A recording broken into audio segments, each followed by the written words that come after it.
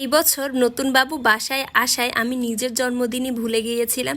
সেই সাথে যেদিন আমার জন্মদিন ছিল সেদিন আমাদের নতুন বাবুর নাম রাখা হয় এবং আকিকা দেওয়া হয়। বাবু তার প্রোগ্রামে কি কি উপহার পেয়েছে সবকিছু নিয়ে থাকছে আজকের ভিডিও। আসসালামু আলাইকুম, কেমন আছেন সবাই? আশা করছি সবাই ভালো আছেন। আমরাও আলহামদুলিল্লাহ অনেক বেশি ভালো আছি। সকালটা এখন আমাদের শুরু হয় নতুন বাবুকে নিয়ে। জারামণি থেকে পদ্ম, ফামিদ ফাবিয়া, ফারদিন সবাই হচ্ছে নতুন বাবুকে পেয়ে অনেক বেশি হ্যাপি। আমার হচ্ছে একটা ভাই আর একটা ভাইয়ের ঘরেই হচ্ছে প্রথম সন্তান এসেছে, তাই আমাদের আনন্দের আর শেষ নেই। সকালবেলা বাবুকে নিয়ে দুষ্টামি করার পর আজকে সকালে নাস্তা ছিল খাসির মাংস, সেই সাথে হচ্ছে গরম গরম পরোটা। বাড়িতে যাওয়ার পর বেশ অনেকদিন পরে পরোটা খেয়েছি। আমাদের এখানে একটা রেওয়াজ আছে, নতুন বাবু হলে তার মাকে রান্না করে খাওয়ায় সবাই। তো আমার চাচি আজকে দেশি মুরগি, মাছ, ডিম, কলা, গরুর মাংস সব কিছু হচ্ছে আমার ভাবির জন্য রান্না করে নিয়ে এসেছে। সত্যি বলতে খাবারগুলো অনেক অনেক বেশি মজা হয়েছে। খুব মজা করে দুপুরের খাবারটা খেলাম। এরপর নতুন বাবুর আকিকা দেওয়ার জন্য 2টা ছাগল কিনে নিয়ে এসেছে। মেয়েদের ক্ষেত্রে একটা ছাগল দিতে হয়, ছেলেদের ক্ষেত্রে 2টা ছাগল দিতে হয়। তো ভাইয়া 2টা ছাগল নিয়ে এসেছে এবং রাতে সবগুলা বাজার করে নিয়ে এসেছে। পরের দিন সকালবেলায় হচ্ছে বাবুর অনুষ্ঠান। আমরা চেয়েছিলাম নতুন বাবু যখন হবে তখন ওর নাম এবং আকিকা একসাথে দিব এবং বড় করে আমরা অনুষ্ঠান করব। বাবু দুনিয়াতে আসার আগেই হচ্ছে ওকে নিয়ে যত জল্পনা কল্পনা আমাদের অনেক পরিমাণের হচ্ছে প্ল্যান ছিল। এরপর মালয়েশিয়া থেকে আমি নিজের জন্য এই একটা চকলেট নিয়ে এসেছিলাম, সেটা আমি সবাইকে নিয়ে একসাথে খেলাম। নীলপদ্ম আর জারামণি তো মারামারি লেগে যায় অলরেডি যে কে এই চকলেটটা আগে খাবে। তো নীলপদ্মকেই দিলাম যেহেতু ও সবার থেকে বেশি ছোট। পরের দিন যেহেতু প্রোগ্রাম, তাই আগের দিন সবকিছু প্রিপারেশন করে রাখতেছে।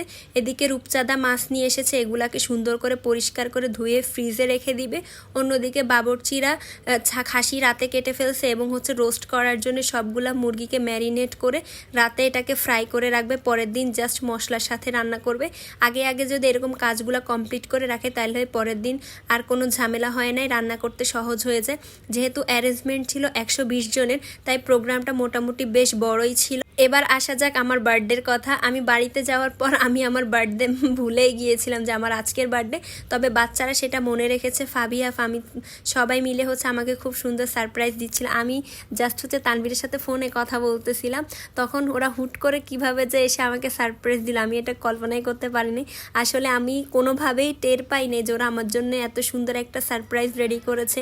আমার জন্য কেক নিয়ে এসেছে, বেলুনস নিয়ে এসেছে, অনেক কিছু করেছে, কিন্তু আমি কোনোভাবেই টের পাইনি। প্রত্যেকবার আমি সবাইকে সারপ্রাইজ করি, এবার ওরাই হচ্ছে আমাকে সারপ্রাইজ করছে। আমি কোনোভাবে প্রিপারেশন নেই, আমি কোনো রেডি হই নাই, কিছু নাই, আমার ওড়না ঠিক মতো ঠিক নাই, কিন্তু হঠাৎ করে কথা বলার মাঝখানে সবাই এসে হচ্ছে আমাকে সারপ্রাইজ দিল এবং সত্যি বলতে আমি অনেক অনেক বেশি সারপ্রাইজ হয়েছি। সবাইকে অসংখ্য অসংখ্য ধন্যবাদ। আমি অনেক ইমোশনাল হয়ে গিয়েছিলাম। আর তুহিন আমার জন্য খুব সুন্দর করে ভিডিওটা করে রেখেছে। ও ওদের প্ল্যানের সাথে ছিল কিন্তু আমাকে কোনোভাবে বুঝতে দেয়নি। সেদিন আবার হঠাৎ করে নীলপদ্মর জ্বর উঠে গিয়েছিল, তাই আমার মন ভালো ছিল না, যার কারণে আমার খেয়ালও নাই যে আমার পরের দিন বার্থডে। ওরা 7 তারিখ রাতে 12টার সময় আমাকে সারপ্রাইজ দেয় এবং আমি বাচ্চাদেরকে নিয়ে একসাথে কেক কাটি।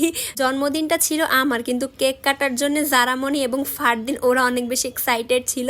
ওদের খুশি দেখেই আমি অনেক বেশি খুশি হয়ে গিয়েছি। এরপর আমি এক এক করে সবাইকে কেক খাইয়ে দিচ্ছিলাম এবং আরহামকেও বলতেছিলাম তুমিও একটু কেক খাও। যাই হোক, সবার সাথে অনেক আনন্দ মজা করে আমার খুব দিনটা কেটেছে। তবে তানভীরকে অনেক বেশি মিস করেছি। তানভীর ঢাকাতে ছিল আর আমি বাড়িতে ছিলাম। এরপর সবার শেষে তুহিন আমাকে কেক খাইয়ে দেয় এবং আমি তুহিনকে কেক খাইয়ে দেই। আমি ওকে বললাম একটু ফিল্টার দিয়ে ভিডিওটা করিস, আমার চেহারার অবস্থা খুবই খারাপ। এরপর পরের দিন সকালবেলা ডেকোরেশন করে দিয়েছে, সবাই প্রিপারেশন নিচ্ছে অনুষ্ঠান শুরু হওয়ার। কিন্তু বাড়িতে এত পরিমাণে বৃষ্টি হয়, আমরা পুরো টেনশনে ছিলাম যে সব কিছু সুন্দরভাবে কমপ্লিট করতে পারবো কিনা। তবে আল্লাহর অশেষ রহমতে আমরা সব কিছু কমপ্লিট করে ফেলি এবং আমি এসে দেখি এদিকে মোটামুটি রান্নাও প্রায় হয়ে গেছে। এদিকে রোস্টে রান্না করতেছে, অন্য সাইডে হচ্ছে গরুর মাংস, খাসির মাংস সব কিছু রান্না হয়েছে। কালার যেমন সুন্দর হয়েছে, খেতেও কিন্তু অসম্ভব রকমের মজা হয়েছে। আর সবার শেষে হচ্ছে মাছগুলাকে ফ্রাই করতেছে যাতে গরম গরম করে সার্ভ করতে পারে। সেদিন আমাদের মেনু ছিল গরুর মাংস, খাসির মাংস, রূপচাঁদা মাছ ফ্রাই, রোস্ট, সালাদ, কোক এবং হচ্ছে পানি। তো সব কিছু মিলিয়ে আমাদের অনুষ্ঠানটাও খুব ভালো গিয়েছে এবং আমরা যেটা আরহামের জন্য প্ল্যান করেছি সেটাও কমপ্লিট হয়েছে। আচ্ছা, আমি যাই হোক বলে দিই, আমাদের বাবুর নাম রাখা হয়েছে মাহমুদুল হাসান আরহাম। সবাই ওর জন্য অনেক অনেক দোয়া করবেন। এইদিকে নীলপদ্মর জ্বর, আমার তো মন মানসিকতা ভালো লাগতেছিল না, তাও আমি কোনো কিছু রেডি হইনি, জাস্ট জামাটা চেঞ্জ করেছি এবং নীলপদ্মকে সুন্দর একটা জামা পরাই দিয়েছি এবং ওকেও রেডি করাই দিয়েছিলাম। ওষুধ খাওয়ার পর ওর জ্বরটা যখন ছাড়ে তখন ওর কাছে একটু ভালো লাগে। এবার নীলপদ্ম সবার সাথে মিশে ছবি তোলে, আমি ওর একটু ভিডিও টিডিও নেওয়ার চেষ্টা করি। আসলে মা হওয়ার পর বুঝতে পারি বাচ্চা যখন সুস্থ থাকে তখন সব কিছু ভালো লাগে, আর বাচ্চা যখন অসুস্থ থাকে তখন কোনো কিছুই ভালো লাগে না। বাচ্চার টেনশনে হচ্ছে দিনের অর্ধেকটা সময় কেটে যায়। আর নীলপদ্ম যখন একটু খেলাধুলা করতেছিল আমার কাছে অসম্ভব রকমের ভালো লাগতেছিল, তাই আমি ওর ভিডিও ক্যাপচার করি। ও এভাবে হাসি খুশি থাকলেই আমার কাছে বেশি ভালো লাগে। এদিকে সেদিন ছিল শুক্রবার, তো সবাই নামাজ পড়ে এসে খেতে বসে গিয়েছে এবং সবার জন্য প্লেট ডেকোরেশন চলতেছে।